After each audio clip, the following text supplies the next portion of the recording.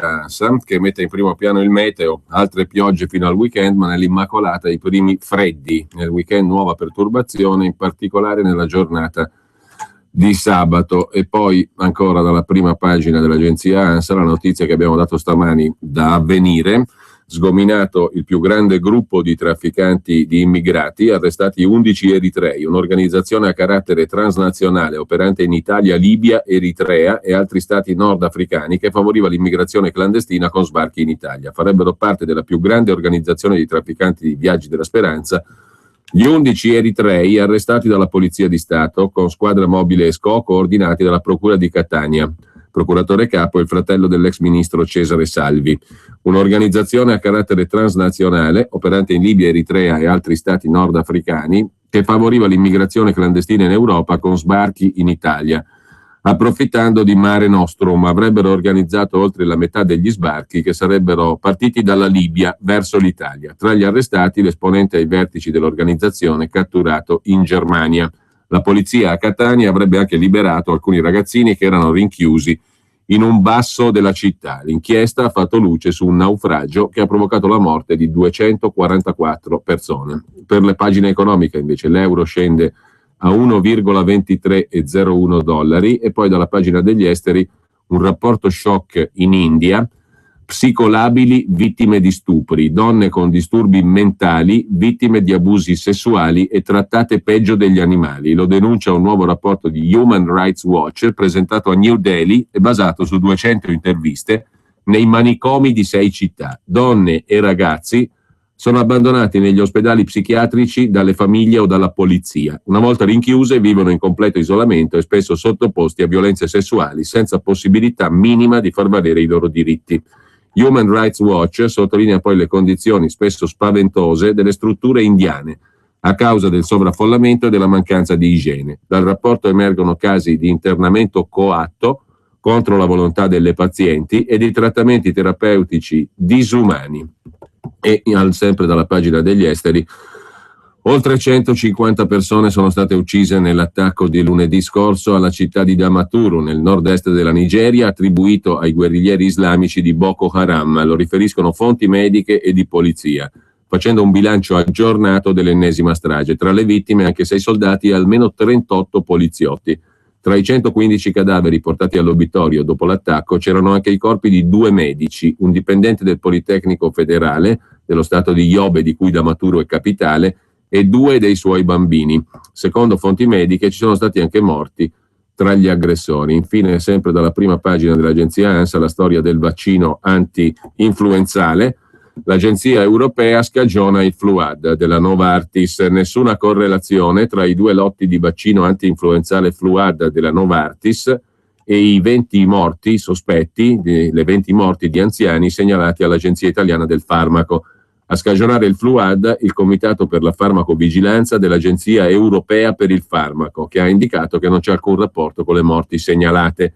L'Agenzia Europea invita a continuare le vaccinazioni e riconosce all'Agenzia del Farmaco Italiana, l'AIFA, la correttezza dell'azione di sospensione precauzionale. Il caso scoppiò il 27 novembre scorso, scrive l'agenzia ANSA nella sua prima pagina. A proposito di prime pagine, il Gazzettino Online dà notizia di un licenziamento quasi di massa. Gli addetti alle portinerie dell'Università di Venezia licenziati con un SMS, licenziati anche alcuni disabili. Sono 15 lavoratori lasciati a casa con un messaggino sul telefono, tra di loro 9 disabili. Lavoravano in 46, dopo il cambio di appalto ne sono rimasti 31. 9 dei 15 lavoratori tagliati appartengono a categorie svantaggiate, protette dalla legge 381 del 91. Garantivano i servizi di portierato e sorveglianza per l'università, non di Venezia ma di Udine, in forza una cooperativa sociale, la cooperativa Noncello.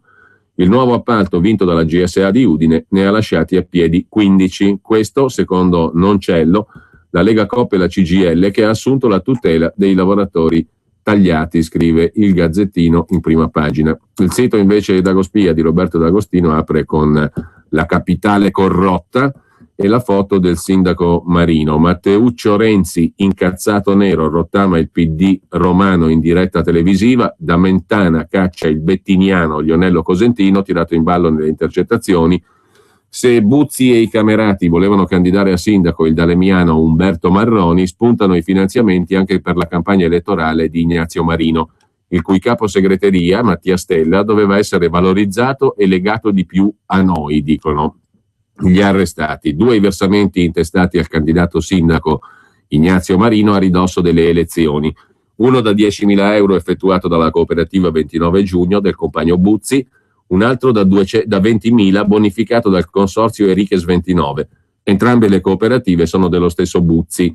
Carminati sui rapporti tra la destra di Alemanno e il PD dice: di Zingaretti si fidano, di Marino non si fida nessuno. Buzzi sostiene di aver messo a libro paga uno dei suoi in regione, ma il governatore dice: sapevano di non poter avere contatti con me, afferma Zingaretti. Un bacio, grande capo, e l'SMS al compagno Buzzi di Micaela Campana, responsabile welfare del PD e deputata del Partito Democratico. Infine, da cronaca qui, cronaca piemontese, pensionato ucciso per 700 euro, il DNA incastra l'assassino, una svolta nell'omicidio di Benito Peloso. Il pensionato di Ivrea, trovato morto strangolato il 2 aprile scorso nel suo alloggio. La procura di Ivrea ha emesso un'ordinanza di custodia cautelare nei confronti di Ferdinando Genovese, 56 anni, disoccupato di Ivrea. A incastrarlo i riscontri del DNA sul corpo della vittima. Peloso sarebbe stato ucciso per rapina.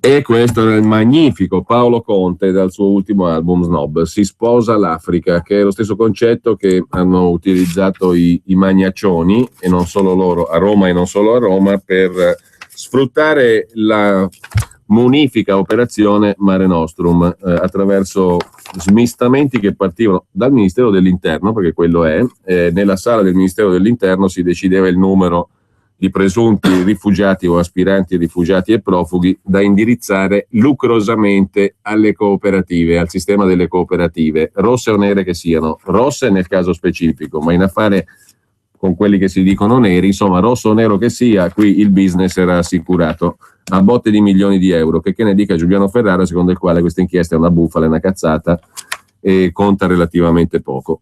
Comunque, buongiorno intanto, benvenuto, come detto in rassegna stampa stamani, siamo oggi nella giornata dell'economia insieme a Claudio Borghi Aquilini, responsabile economico della Lega Nord.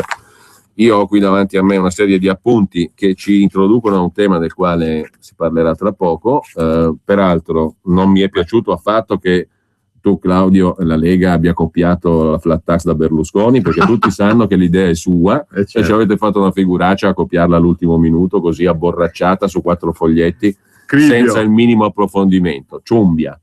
Vabbè, no, allora dunque, su Berlusconi in realtà il motivo è piuttosto semplice di come si può ignorare questa e molte delle ultime cose che ha detto recentemente.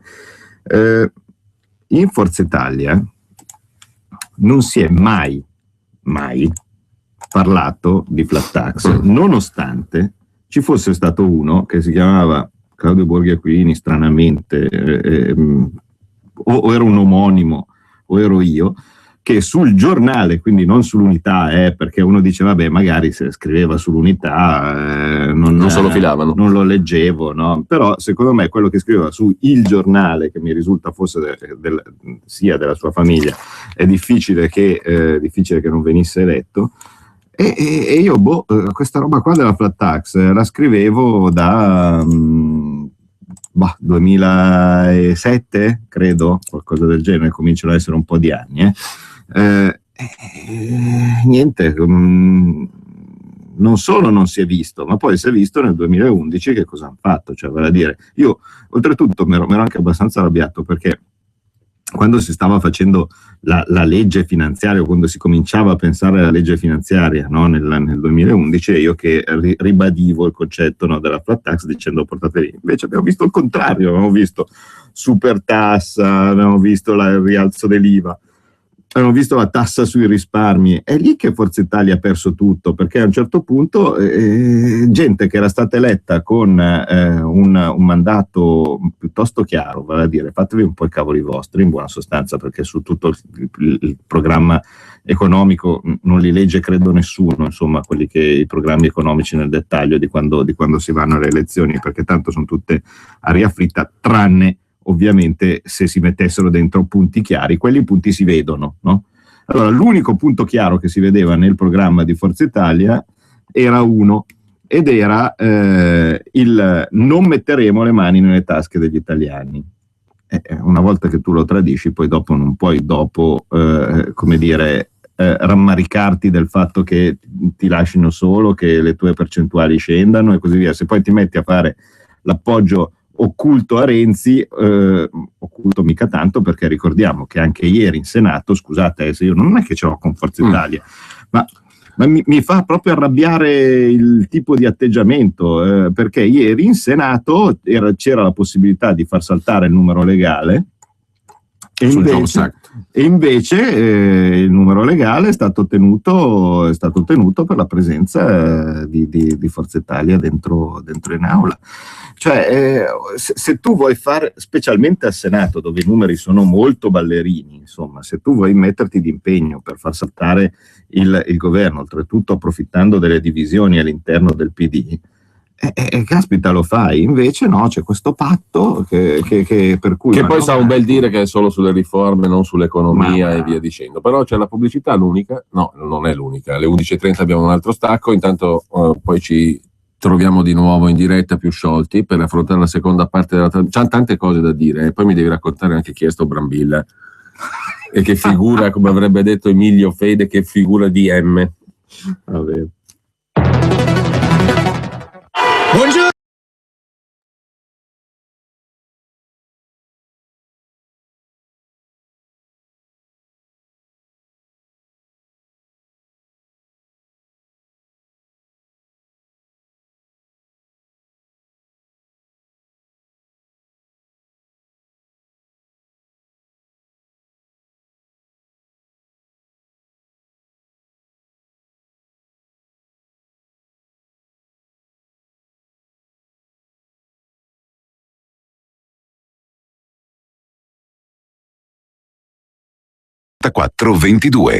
Allora, Claudio Borghi Aquilini con noi, parliamo poi di flat tax in dettaglio, però vabbè, intanto ho buttato là la questione dell'imprenditore commerciante, anzi, col quale hai avuto quel vivace scambio alla trasmissione di Paragone sulla 7 alla Gabbia, perché comunque era indicativo, diciamo, ne abbiamo parlato ieri anche col professor Bagnai, presentando il suo libro. E poi volevo anche chiederti un'altra cosa in relazione alla chiacchierata che abbiamo fatto ieri con Alberto Bagnai. Però intanto, punto primo, mi sembra che quel commerciante che era così fieramente legato all'euro, alla moneta unica, eccetera, poi gliel'hai ricordato tu, lo fosse per questioni di bottega, diciamo così. Ma al di là delle questioni di bottega dei singoli individui, il problema va inquadrato in un'ottica più generale. E l'ottica generale ce la danno i numeri. Lo prendo dalla tua pagina Facebook che hai postato e che sono piuttosto eloquenti. Sono i numeri dell'economia italiana dal 2011, dal novembre 2011. Dal giorno del golpe. Dal giorno del golpe che portò al potere Mario Monti fino a oggi. E il prodotto interno lordo... 1, 2, 3, 4, 5, 6, 7, 8, 9, 10, 11, 12 trimestri negativi. Mentre, guarda caso, il giorno prima, il trimestre precedente a quello del golpe, non è che navigassimo nell'oro, però eravamo in segno positivo. Sì, e sì. I trimestri precedenti c'erano numeri di crescita del prodotto interno lordo che oggi farebbero gridare al miracolo. 7 trimestri precedenti si cresceva. Allora, sostanzialmente dal 2011, terzo trimestre, noi stiamo andando in negativo, stiamo bruciando ricchezza e perdendo occupazione. E quel poco di occupazione che guadagniamo sono i dati, anche lì c'è una capacità miracolosa di raccontare cose false da parte del governo Renzi. Renzi in primis e il ministro Poletti in secundis. Una roba incredibile. Perché ci è stato raccontato in questi giorni che l'occupazione è cresciuta, invece no, è stato costretto perfino il quotidiano La Stampa oggi a prendere atto del fatto che non è cresciuta per niente l'occupazione, casomai c'è stato un aumento di contratti a tempo indeterminato, comunque non tali da compensare la diminuzione di contratti a tempo indeterminato, cioè di assunzioni vere e proprie, per cui siamo sempre in territorio negativo. Allora, sempre giusto per rimarcare le differenze con quelle di prima, no? Anche Berlusconi le balle le diceva, e su questo penso che siamo tutti d'accordo, ma la balla di Berlusconi era inverosimile. Cioè lui normalmente arrivava lì, no? Arrivava in televisione, 40 milioni di posti di lavoro, ricchezza per tutti, così tipo, la gente così, cioè passava oltre, no? Questo invece nel momento stesso in cui va lì, no, con questa faccia di ghisa, no, e comincia a dire, ecco perché la disoccupazione sì è vero che è aumentata dello 0,43%, però l'occupazione è salita di 107.000 posti di lavoro, uno dice caspita, però questo qui dice cifre, deve essere preparato, ma mente in maniera assolutamente incredibile. Infatti io, quando uno mi segue su Twitter poi magari qualche volta si diverte, perché l'unica cosa che posso fare è piantargli sul muso i numeri, così come ho fatto per dire a un'altra trasmissione dove c'era un brillante sottosegretario, uno fra i più euristi possibile, no? Tale Sandro Gozzi, eravamo ad Omnibus alla mattina, questo cominciava perché noi abbiamo tagliato le tasse, perché noi abbiamo fatto, perché gli investimenti. Ho fatto una cosa banale, ho preso i loro numeri, perché poi dopo, insomma, i numeri non scappano, prendendo la loro tabella del documento economico, gli dico, ma com'è che qui sui vostri numeri c'è scritto che da qui al 2017 ci sono 50 miliardi di tasse in più e già anche soltanto da qui al 2015, cioè vale a dire da un anno con l'altro, le tasse in più sono 10 miliardi? Lo scrivete voi. la bocca vi dice che state tagliando tasse per 18 e quello che scrivete, perché è scritta manent, no? Invece dice che ne state aggiungendo 10. Io non avevo problemi e penso che nessuno di voi ascoltatori abbia problemi a saperla questa cosa, no? Perché tanto adesso vi sono arrivati probabilmente a casa i bollettini della Tari per i rifiuti, piuttosto che la seconda rata dell'IMU e cose di questo tipo, quindi voi state in questo momento pronti a pagare e a fumarvi tutto quel residuo di tredicesima, per chi ce l'ha la tredicesima, perché sta cominciando a diventare un lusso, pensate un po', e ve ne accorgete di cos'è la situazione. E invece no, lui va lì, continua a parlare e purtroppo, mi scoccia dirlo, evidentemente in giro per l'Italia di fessi ce ne sono ancora troppi, perché saranno in buona fede, saranno quello che vogliamo, però vanno lì, sentono uno che racconta queste cose e poi dicono: beh, ma guarda questo qui però come è preparato, guarda come poi è giovane, no? È incredibile veramente tutto l'elenco di balle subdole che hanno cominciato ad arrivare con Monti. Bisognerebbe prendere un'antologia e metterle tutte assieme. E ripeto, è differente la balla spaziale di Berlusconi, che tanto non la beveva nessuno, con la balla subdola di costoro che, insomma, uno che non ha il modo, conoscenza o tempo di andare a guardare i numeri dove sono, perché giustamente se io faccio, che ne so, vendo elettrodomestici, non necessariamente sono obbligato a dover sapere dove andare a prendere le tabelle dove ci sono i numeri veri, no?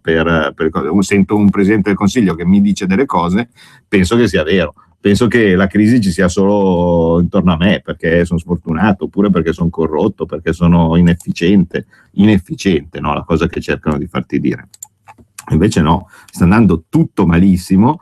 E sta andando tutto malissimo veramente in un modo che ricorda il virus, perché io meno soldi butto dentro nell'economia in qualsiasi maniera e tutto si asciuga, tutto si secca, tutto deve essere giocato in difesa, devo tagliare cose, devo tagliare fornitori, ma se taglio fornitori, se taglio cose, sono redditi meno da parte del fornitore, il fornitore a sua volta taglia.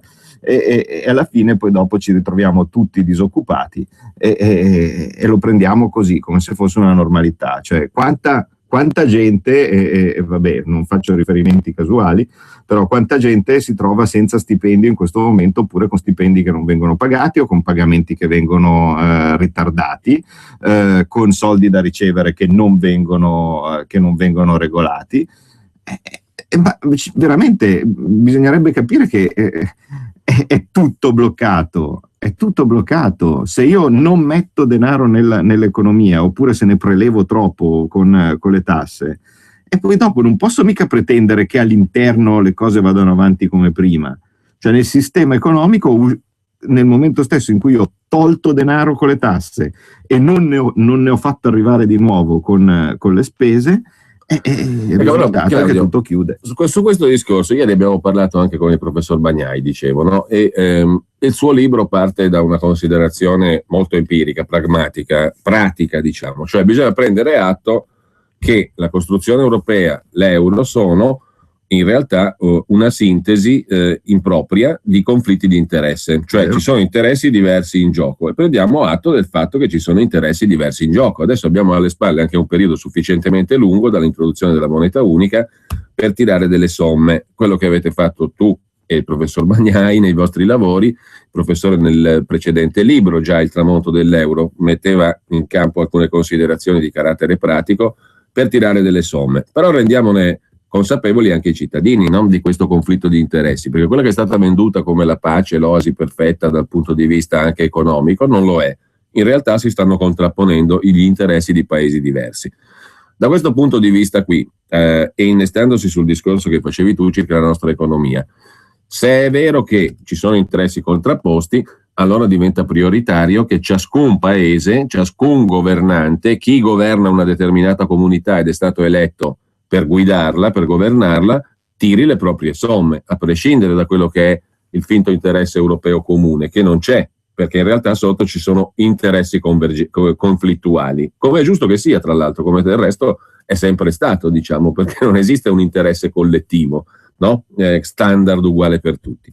Ma se questo è lo spazio per fare una politica di questo genere, c'è lo spazio per invertire per esempio la rotta di politica economica? Perché noi siamo ormai stati, mi verrebbe da dire, imbesuiti, rimbecilliti in questi 12 anni dalla famosa frase ce lo chiede l'Europa, non puoi sfuggire dall'Europa, la ricetta è unica e via dicendo. I numeri che tu fornivi ci dimostrano sostanzialmente che anche in Italia viene messa in atto una politica che è standard, che cambia un governo, ne arriva un altro, ma non cambia la sostanza della politica che viene messa in atto, no?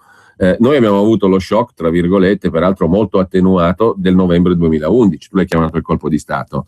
È stato così, c'è stata una rottura traumatica, diciamo, dell'equilibrio politico precedente che comunque era stato generato dal voto. Da lì in avanti è stata tutta un'emergenza. Allora, c'è la possibilità concreta di fare una politica autonoma, quantomeno su scala nazionale, per dire no, basta, la ricetta non ha funzionato, in questi 12 anni abbiamo visto che questo conflitto di interessi è andato a beneficio soltanto di alcuni e a detrimento di tanti altri, noi siamo tra i danneggiati, usciamo da questa logica. C'è lo spazio concreto, fattivo, possibile, diciamo, per fare un'operazione di questo genere, o non c'è questo spazio ed effettivamente la politica economica è sotto il cappello dell'Europa? E aggiungo, siccome abbiamo già sentito dire che insomma stanno cominciando a salire le tensioni sul debito pubblico italiano, è prevedibile che i mercati di nuovo si scatenino come nella famosa nella tempesta finanziaria alle porte per cui è arrivato il salvatore della patria Mario Monti, se no chissà dove finivamo. Se questa cosa si ripete adesso, cosa succede? Che ci arriva la Troica tra qualche mese? No, allora, la Troica ce l'abbiamo già, quindi non consideriamolo come spauracchio, cioè abbiamo il governo e rappresentanti poi dopo di quella che sarebbe esattamente la Troica, che sono già staldamente al potere, stanno facendo quello che devono fare. Il conflitto di interesse è evidente a tutti e chi ha visto, appunto, magari lo può rivedere anche adesso registrato su internet, su YouTube, no? Quella io l'ho chiamata la smascherata che ho fatto a questo pseudo imprenditore, no? Tale Brambilla, alla gabbia, capisce anche qual è. È ovvio che se io faccio un sistema che favorisce la produzione all'estero e io mi pongo come lavoro di fare l'importatore, vale a dire di portare dentro in Italia le cose che sono prodotte all'estero, sul breve periodo io sono messo benissimo. Peccato che, non lo so, è come dire che io conto io faccio un farmaco che tiene appena in vita la gente, no? E però avveleno il corpo per riuscire a venderne di più del mio farmaco, cioè non è che devo considerarlo valido, no? come mestiere, anche perché prima o poi il corpo ti lascia, e quindi quello che anche l'importatore dovrebbe capire è che al momento ti può anche andare bene, ma fra un po', quando poi tutti saremo morti, anche questo conveniente prodotto fatto all'estero non sono più in grado di importarlo. E poi cosa possiamo fare? È logico che noi in questo momento abbiamo questo benedetto collare a strozzo che è rappresentato dall'euro. Io quello che dico sempre è, ragazzi, la differenza voi la vedete con l'Inghilterra. Avete mai visto uno dire all'Inghilterra che cosa deve fare? Avete mai visto la Merkel dirgli che devono fare i compiti a casa o cose di questo tipo, nonostante i deficit siano ballerini? Però noi se facciamo di testa nostra i mercati ci puniscono. Ma cioè, in realtà questa è veramente l'enorme bugia che ci stanno vendendo. Non sono i mercati, sono loro stessi, perché lo spread dipende esclusivamente dalla volontà della Banca Centrale Europea. Nel momento stesso in cui la Banca Centrale Europea dice no, tu adesso non sei più garantito, e loro dicono va bene, ok, mi va bene questa cosa, tu sei morto. Basta, poi tutto il resto non c'entra, perché guardate i numeri. Quando appunto quello che si diceva prima sui dati economici pre-golpe, si cresceva. il debito era molto più basso di adesso rispetto al PIL, il deficit era molto più basso di adesso rispetto al PIL, la disoccupazione era, non dico la metà, ma era molto più bassa rispetto a quella attuale. Perché allora è partito lo spread e dopo no? Mancava una garanzia. Nel momento stesso in cui Draghi ha detto whatever it takes, vale a dire noi garantiamo il debito, stop. E questo vale per paesi che hanno i nostri dati, vale per paesi che ne hanno diversi, non cambia niente, è semplicemente dire io ti garantisco oppure no. Lo spread o i titoli sul debito e così via sono dati dalla certezza che ha chi presta i soldi di vederseli restituire. Se tu sei un paese subiudice, dove a un certo punto devi dipendere dalla benevolenza di qualcun altro, no? Che potrebbe essere revocata in qualsiasi momento per la restituzione, purtroppo io non presto i soldi a un paese così. Per cui invece l'Inghilterra può avere tutto il debito che vuole, tutto il deficit che vuole, ma tanto sanno che quantomeno sul breve l'unico rischio che possono avere è un rischio di inflazione. Nel momento stesso in cui l'inflazione neanche si vede in giro per il mondo, nessuno ha problemi a comprare titoli di Stato inglesi, tanto sanno che in ogni caso c'è un qualcosa che li garantisce, vale a dire la Banca Centrale dell'Inghilterra, che alla scadenza gli darà sempre delle sterline sonanti con cui possono comprarsi quello che vogliono. Ma oggi uno che dovesse, per assurdo, facciamo uno scenario ipotetico, dovesse andare al governo oggi, uno nuovo, uno che non sta in questa scia, diciamo, degli ultimi 3 anni che abbiamo visto di tutti i colori, può fare una politica economica diversa? La può intraprendere da domani? La risposta è sì, perché uno deve, nel momento stesso in cui uno arriva e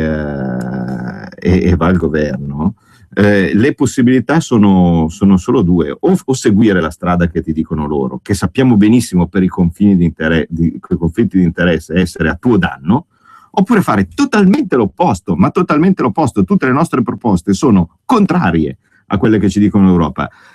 E senza avere il timore di poi allora loro ti puniscono, ma che vengano. Allora noi facciamo le politiche all'opposto di quello che dicono loro, vale a dire un qualcosa che porti crescita, un qualcosa che porti una situazione migliore per i cittadini, che metta in circolo denaro. Loro ti puniscono, meglio, cioè a un certo punto, tanto in ogni caso noi sempre vogliamo uscire, è uno spauracchio stupido quello di dire vabbè, allora io non ti questo castigo. Anche a prescindere dall'uscita dalla moneta unica, cioè implementando determinate politiche economiche. Io inizio già a ragionare, no? Come se fossi fuori, poi dopo non si tiene il sistema, perché se io adesso riparto forte, no? Con l'economia, se io ripartissi forte, allora cosa succede? Cos'è la loro arma? Che non avendo la moneta corretta, io anche se metto in circolo del denaro compro beni esteri, no? E allora a quel punto si riapre la bilancia dei pagamenti, e se loro non ti garantiscono il debito, che è l'unica cosa che può tenere la bilancia dei pagamenti, allora tu vai sott'acqua. Benissimo, ma non me ne frega niente, io nel momento stesso in cui io vedo che sto andando sott'acqua, stacco la spina. Un'altra cosa ti volevo chiedere però, Claudio, da questo punto di vista qua, cioè se io oggi, ammettiamo il caso, non esco dall'euro, l'euro non crolla per conto suo, tu e il professor Bagnai siete certi che questo avverrà, certo, in un arco di tempo relativamente breve, ma poniamo pure, per ipotesi faccio questo discorso, rimaniamo nell'euro, rimane la moneta unica, però preso atto del fatto che io, governante, mi rendo conto, al di là, se non racconto balle, che i dati sono negativi, e lo sono, allora inverto la mia politica economica. Yes. E per esempio comincio a dire, perché non prendiamo per buona questa idea della tassazione flat, cioè di un'aliquota unica? Perché c'è tanto cianciare, parlare di crescita in questi mesi, però se la crescita, poi uno guarda i numeri e dice, ma questi qua per fare la crescita cosa fanno? Mi fanno crescere le tasse da qui al 2018 di 70 miliardi. Mi fanno crescere la spesa di altri 40, cioè in pratica non cambia niente, cambia solo, anzi diventa sempre più crudele il fisco nei confronti del cittadino, dell'impresa, eccetera. Quindi la ricetta è sempre quella. Allora questi, per fare la crescita, fanno esattamente, portano all'estremo quello che è stato il comportamento di questi anni qui, cioè sempre più tasse e sempre spese. costanti e indistinte. E non produttive, perché questo è la cosa importante, perché la differenza fra le tasse e le spese è sempre un numero positivo, cioè certo, dire più tasse sempre di più le tasse rispetto alle spese, perché al limite uno dicesse alzo le tasse, alzo le spese di pari passo, non serve assolutamente a nulla, no, a dire la verità, ma potrebbe aver senso, ma in ogni caso è sempre negativo il bilancio. Nel documento abbiamo circa il doppio di tasse rispetto alla crescita della spesa nei prossimi 3 anni, fino al 2018. Ma ripeto, non è che ce lo stiamo inventando qua, sono i documenti del governo, il documento di economia e finanza. Allora uno dice, questa cosa non funziona. No. Cominciamo ad applicare, per esempio, per fare la crescita, cosa faccio? Terra a terra. Faccio in modo che le imprese siano meno oberate di quanto non lo siano adesso. E tra l'altro la proposta di flat tax che hai elaborato, che la Lega fa propria, prevede anche una tassazione unica, un'aliquota unica per le imprese, cioè una flat tax per le imprese. Nello stesso tempo introduco un regime di tassazione piatta per i cittadini, in maniera tale che da una parte le imprese, dall'altra i cittadini possano avere più soldi in mano e fare quindi crescita e sviluppo, no? Uno potrebbe ragionare così. Lo si può fare, te lo domando, anche nel regime di moneta unica? Punto primo. Punto secondo, uno potrebbe dire, ho capito, tagliamo le tasse alle imprese e ai cittadini e il welfare, l'assistenza, non lo spreco, ma l'assistenza vera come la manteniamo in piedi? Allora, lo si può fare per un po'. Con la moneta unica? Sì, nel senso, il nostro intento è tentare di rendere più dignitosa la vita dei cittadini in attesa che salti la moneta. Non è sostitutivo dell'uscita dalla moneta, cioè vale a dire, non è che se io metto in atto delle politiche differenti posso, grazie a queste politiche differenti, dimenticarmi la questione della moneta, perché prima o poi i nodi vengono al pettine. Però posso rendere più dignitosa la vita dei miei cittadini, questo sì, in attesa che si esca. Infatti è quello che, se non mi ricordo male, avevo usato credo al congresso a Padova della Lega più o meno questa espressione, cioè già che siamo in prigione, non necessariamente io per il fatto di essere in prigione sono costretto o devo essere costretto a stare anche in ginocchio, insomma posso anche cercare di stare in piedi, no? Nel mentre che aspetto che mi vengano a liberare. Per cui che cosa succede? La flat tax è molto semplicemente uno strumento, uno dei tanti strumenti che io vorrei mettere in atto per rendere più agevole, per rendere più dignitosa la vita dei cittadini e anche per fare quello che in ogni caso si può fare per cercare di stare meglio, vale a dire evitare di fare beneficenza al contrario. Io per beneficenza al contrario intendo quei numerosi provvedimenti messi in atto dal governo tesi a portare soldi all'estero. Perché finché io distribuisco male, io odio l'idea della redistribuzione, perché di solito chissà come mai viene sempre redistribuito dagli onesti, che sono quelli che hanno i beni al sole e similari, a chi non ce li ha, no? Ma in ogni caso finché sta in Italia uno dice vabbè il danno è solo uno, cioè a danno dell'onesto, ma in ogni caso si esce dall'economia. Se io faccio la beneficenza al contrario, vale a dire faccio beneficenza a Lussemburgo, sono proprio un cretino a 24 carati. Oppure se faccio beneficenza, anche qui non me ne vogliano gli amici del Canton Ticino, non ce l'ho con voi, però semplicemente suppongo che come la Svizzera fa i suoi interessi, mi sembra anche logico che noi dobbiamo fare i nostri. Prendiamo per esempio sempre una roba simile, proprio tutto, che rientra tutto in questo discorso, i limiti che vengono messi al contante, no?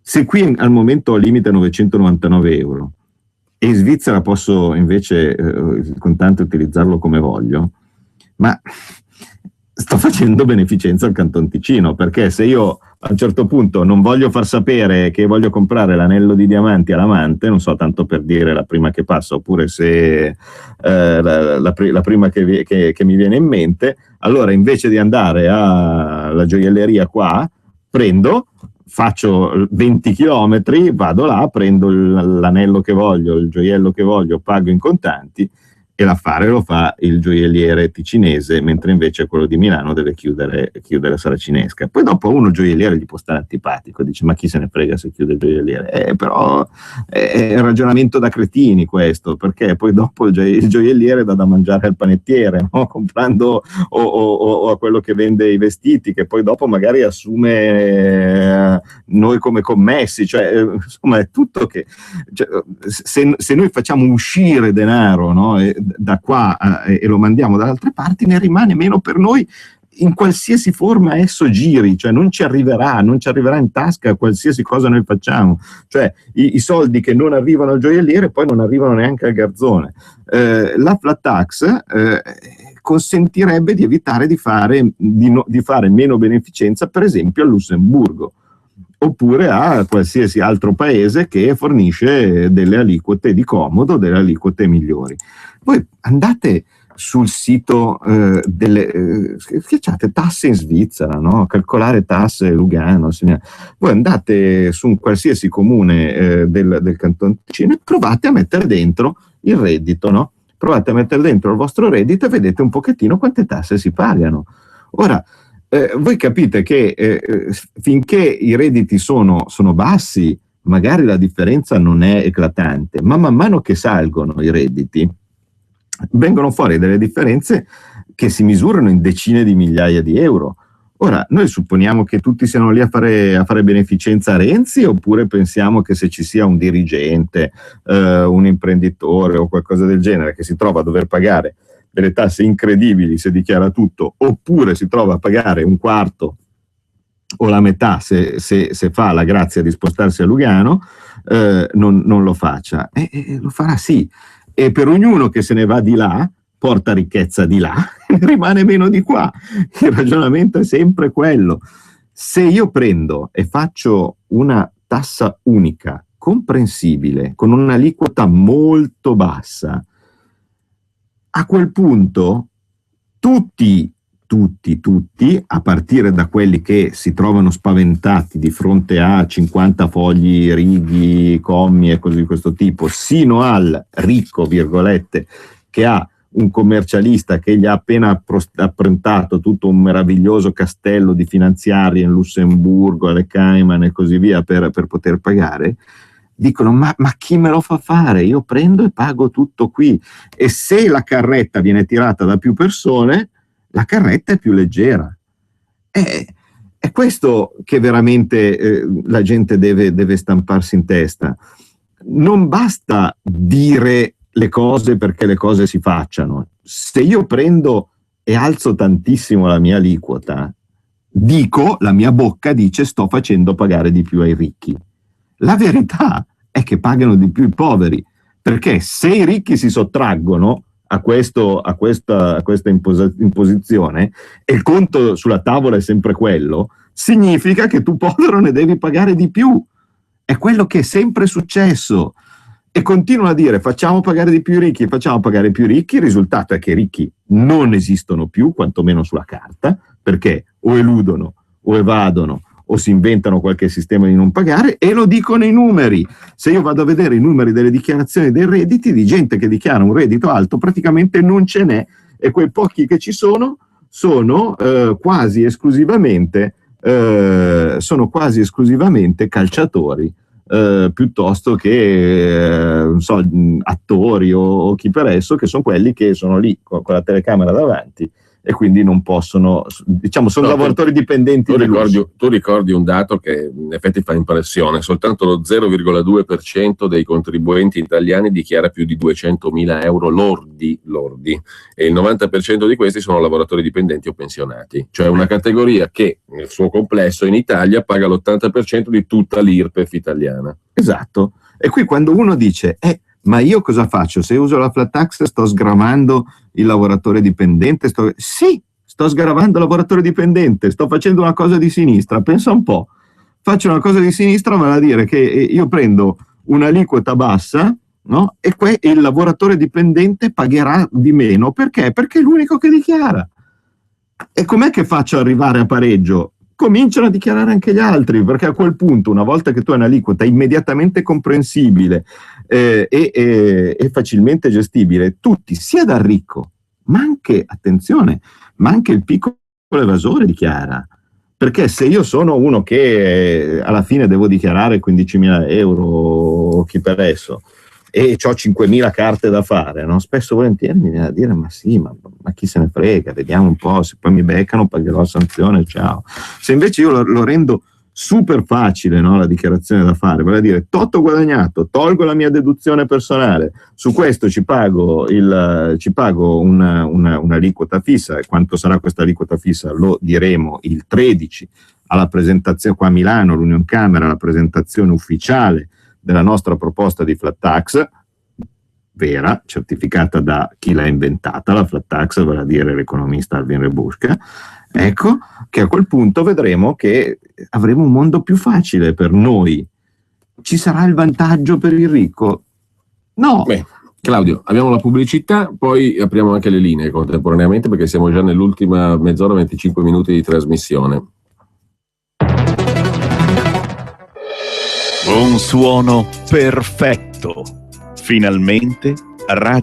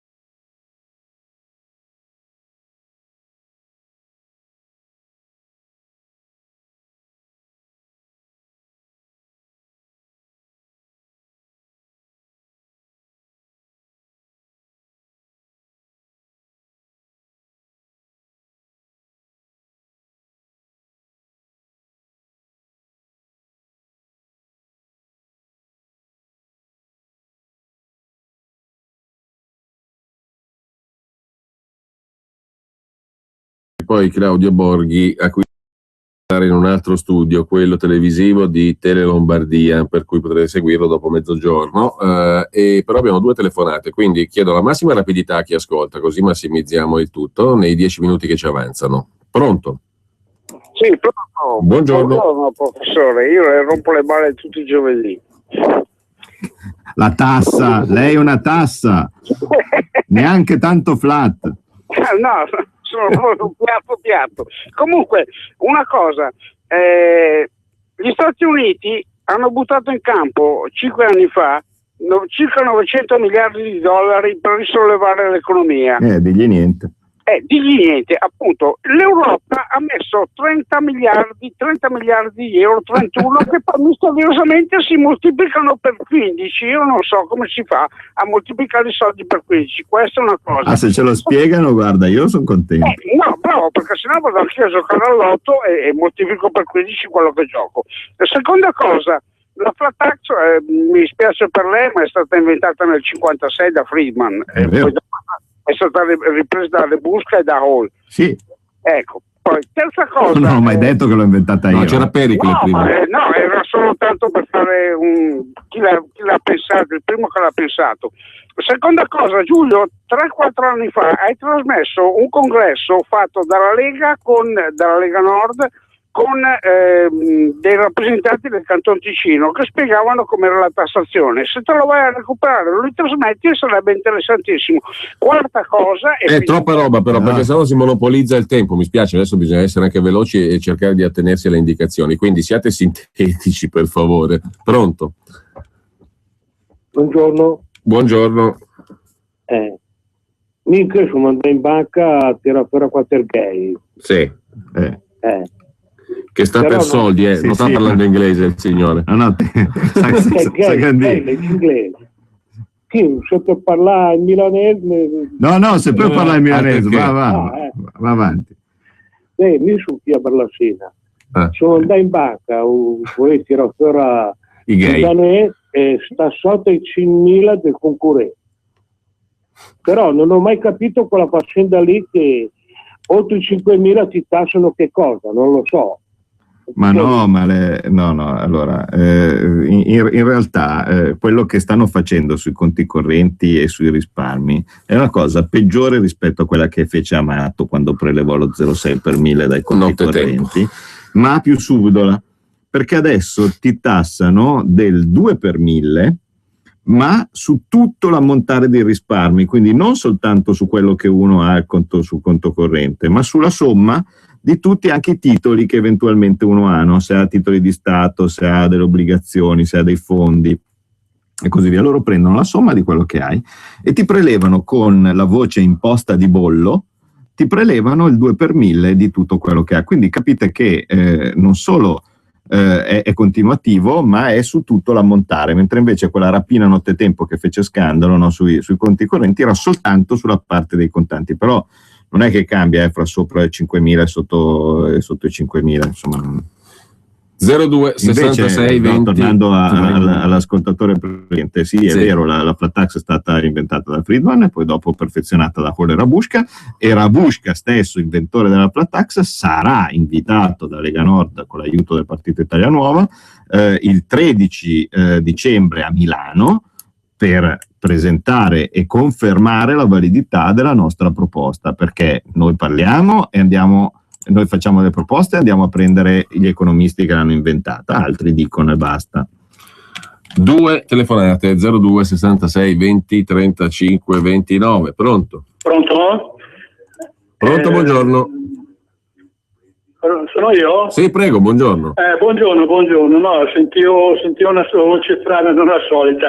Niente, volevo dire, ma qualcuno di loro cascano sempre le tasse sul lordo, ma se il lordo mi viene prelevato alla fonte, come fanno loro a dire sempre sul lordo? Loro praticamente mi tassano 3 volte, perché una volta me lo tengo giù come trattenuta in busta paga, poi una volta con le tasse quando compro perché pago l'IVA, poi un'altra volta mi ricalcolano tutto su ancora quando ci saranno da pagare le tasse sulla casa, tutte le cose, ancora sul lordo. Praticamente noi continuiamo, loro fanno il calcolo sempre sul lordo. Perché non pagano come fanno in altri paesi che pagano le tasse su quello che rimane del guadagno? Perché se io ho già messo in circolazione moneta, praticamente non è che devo pagare, ho già pagato. Poi l'ultima cosa, un'altra cosa, io che sono un dipendente, no, posso essere anche il padrone dell'azienda in cui lavoro perché sono un cliente. Il proprietario dell'azienda non è poi totalmente padrone dell'azienda, perché l'azienda è sempre subordinata al cliente, che è il padrone totale di tutto quanto. Voglio sentire un tuo commento. Buona guadagna. Bravo, bravissimo. Infatti è quello che io normalmente quando incontro con le società, con le aziende, con le rappresentanti di categoria, no? Quindi vari che possono essere dei negozianti, che possono essere degli imprenditori, non gli dico mai faremo delle cose a vostro favore. Cioè io non ho intenzione, se mi trovo con l'associazione li abbiamo nominati prima, dei gioiellieri, io non gli dico farò delle cose a favore dei gioiellieri, io dico farò di tutto perché voi abbiate clienti, perché è evidente che l'imprenditore, chi ha provato a fare l'imprenditore o il negoziante, sa benissimo che ha un padrone che certe volte è molto più esigente rispetto al capo ufficio di chi è dipendente, e questo padrone è il cliente. Nel momento stesso in cui il cliente non c'è e io sono a terra e se io sono a terra e poi dopo vengo colpito a calci, no, da studi di settore, da leggi che mi penalizzano, da IMU, da cose da tutte queste cose assurde che non sono legate al reddito, purtroppo la voglia di andarsene ce n'è, e sappiamo benissimo quanta gente se ne sta andando. Altra telefonata, 2 anzi, pronto? Ciao, sono Guido da Brescia. Buongiorno Guido, prego. Ho un dubbio sulla flat tax, mi piace moltissimo l'idea della flat tax, però ho paura che la gente che non ha mai pagato continuerà a non pagare, e poi la gente ha paura di quello che potrà succedere dopo, secondo me. Tipo, mi viene in mente quando c'è stato il discorso del rientro dei capitali all'estero, che gli hanno detto riportateli in Italia che non vi succede niente, e il governo dopo dice tu avevi portato i soldi all'estero e adesso io ti bastono. Ho paura che adesso in questa storia qua dice tu non hai pagato le tasse prima e dopo ti bastono, allora ho paura di questo. Seconda cosa veloce, mi diceva mia moglie che il cavallo di battaglia del signor Renzi, e dice noi abbiamo tolto la tassa, che tassa hanno tolto? Hanno tolto la tassa alle aziende che assumono le persone, ma chi è che assume adesso? Non c'è nessuno che assume, l'IRA. L'ultima telefonata, pronto? Sì, buongiorno, Borgato a Padova. Prego. Un paio di esempi di cosa succede col fisco. Allora, io devo pagare l'IMU di un negozio che sto ristrutturando. Il negozio è senza impianti, senza pavimento e tutto. A un certo punto sento dire che con i locali inagibili si può ridurre l'IMU al 50%. Mi dice va all'ufficio dove si chiedono informazioni per quel tipo di tassa, vado all'ufficio e dico ma è vero? Ho detto no, ho detto l'IMU è ridotta al 50% se è cadente, se è proprio un rudere. Collabente. Ma io ho detto ma io non lo uso, non lo posso usare, non lo posso attivare e non lo attivo in questo momento. Ho detto non vado a spendere soldi con le possibilità di tasse che stanno arrivando. Grazie. Il discorso. No, sì. ma guardate, allora la situazione è chiarissima. Non si può sperare di farli ragionare perché il loro mandato è prendere quanti più soldi possibile. Cioè il fisco è congegnato non per cercare di fare una cosa logica, è cercato per massimizzare in questo momento l'entrata, perché bisogna fare quanta più cassa possibile. Per quello che riguarda invece la flat tax, l'ascoltatore ha toccato un punto preciso che effettivamente è l'unico punto che dovrebbe essere chiarito, vale a dire la credibilità. Se io penso che al momento mi mettono la flat tax, ma dopo che io ho cominciato a dichiarare tutto, no, per la flat tax conveniente, poi dopo a un certo punto arriva uno che mi dice te le faccio pagare retroattivamente quando arrivo al governo e similari, sì, è un problema. In passato abbiamo visto che hanno fatto veramente delle cazzate incredibili, no? Come quando hanno cercato di rimangiarsi lo scudo fiscale. A quel punto io l'unica soluzione che potrei mettere è una, vale a dire passare quello che è un principio ignorato da tutti nello statuto dei contribuenti, vale a dire che il fisco non può essere retroattivo, cioè le tasse non possono essere retroattive, io non posso andare a cambiare le aliquote di 3 anni fa o similari, cosa che invece fanno a piede sospinto, non ultimo proprio con l'IRAP di Renzi. L'ho abolito e poi dopo cioè anche con 10% e poi l'ha aggiunto in arretrato, facendo pagare anche quello dell'anno in corso. Io devo metterlo in Costituzione, che così come per una legge penale non è possibile che uno sia punito per una legge che non c'è, no? Così come per le tasse non possono essere retroattive. Le tasse non possono essere retroattive nel momento stesso in cui il principio diventa costituzionale, non semplicemente per legge ordinaria che viene irrisa da tutti, anche se dovrebbe essere sacro lo statuto del contribuente, perché il contratto che c'è fra un cittadino e lo Stato dovrebbe essere il primo a onorare i suoi contratti, non l'ultimo. Invece si comportano da magliari, diciamo le cose come stanno. Nel momento stesso in cui lo metto in Costituzione, a quel punto uno è tutelato, perché sa che non potranno più andare a riprendergli le aliquote non pagate in passato. Questo sarebbe un minimo cosa di civiltà. Bene, grazie a Claudio Borghi Aquilini, tra poco a Tele Lombardia. Grazie a tutti, scappo, arrivederci. A giovedì prossimo per il nostro colloquio sui temi dell'economia.